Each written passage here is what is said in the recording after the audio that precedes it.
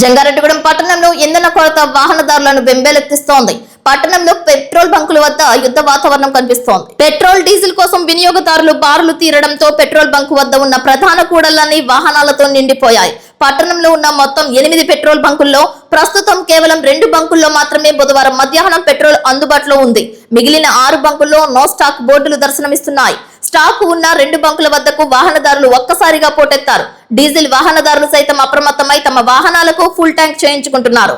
దీనివల్ల బంకులన్నీ డీజిల్ వాహనాలతో కిక్కిరిసిపోయాయి. ఎప్పుడు స్టాక్ అయిపోతుందో అన్న ఆందోళనతో గంటల తరబడి వేచి చూస్తున్నారు. సరైన సమయంలో ఇంధనం దొరక్క నిత్యావసర పనులకు వెళ్లేవారు తీవ్ర ఇబ్బందులు పడుతున్నారు. సాయంత్రానికి మళ్లీ స్టాక్ వస్తుందని బంక్ యజమానులు స్పష్టం చేస్తున్నారు.